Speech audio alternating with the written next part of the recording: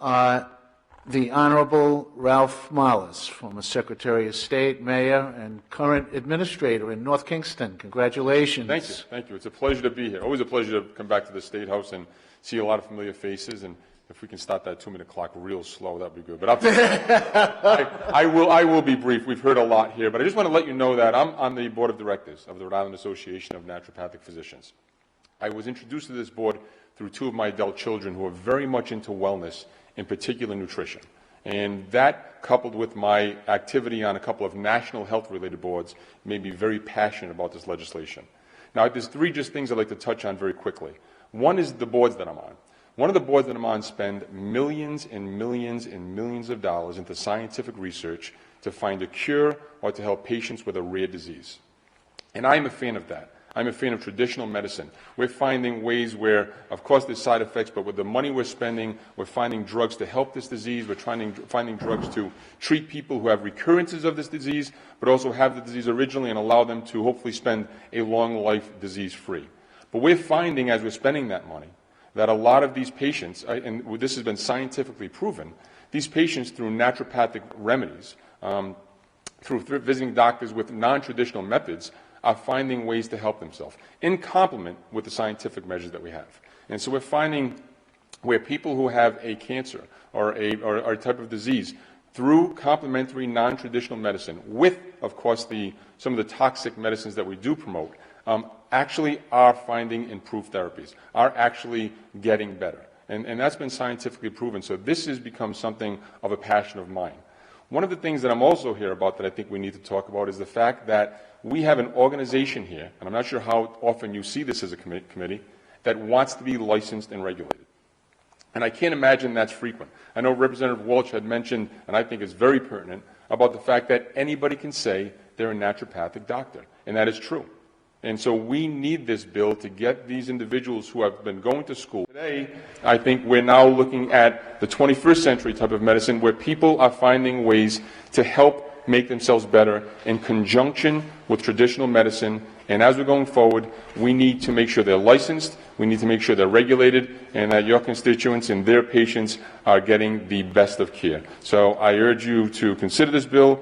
I want to thank you for all your time, especially this evening. And again, it's great seeing a lot of you. Thanks, Mr. Chairman. Oh, great seeing you. Mr. Marlis? I think we may have some questions, but it's interesting.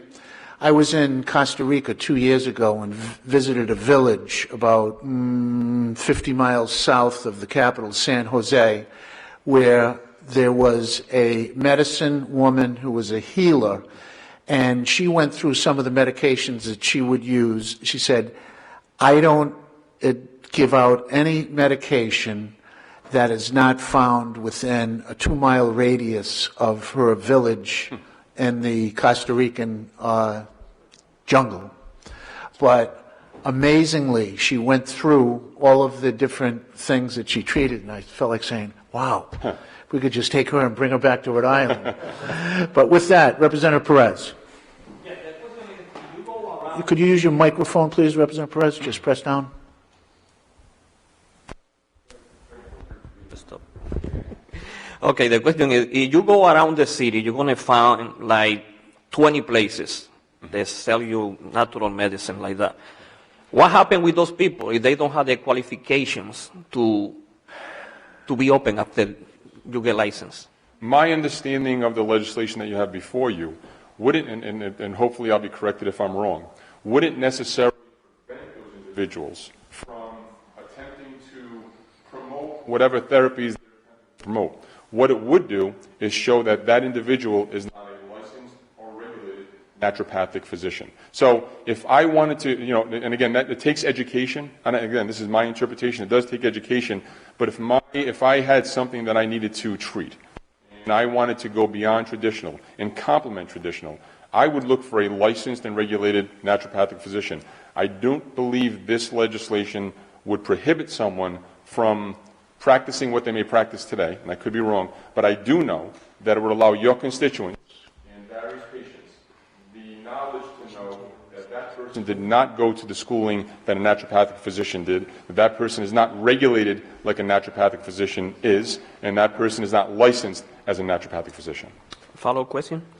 Absolutely, Representative Perez. For example, I can talk about Yerbaline. You know, they have those places that you go and they say, okay, you have to drink this, you have to drink that. Under that bill, what happened with those places? They had to close? No, my understanding absolutely is that this will not close someone. What it does is it provides information to the constituents as to who has gone to the schooling that they have, who is licensed, who is regulated. So they may not necessarily be a naturopathic doctor or a naturopathic physician. And they can't, now, if they come forward and say, I am a naturopathic physician, now that's an issue. They are misleading the public. But if they're John Doe, who is promoting an herbal remedy that they think solves something, I believe that is separate from this legislation. Okay. And I hope I'm giving you correct information from my reading of it. Thank you, Mr. Morales. We appreciate that.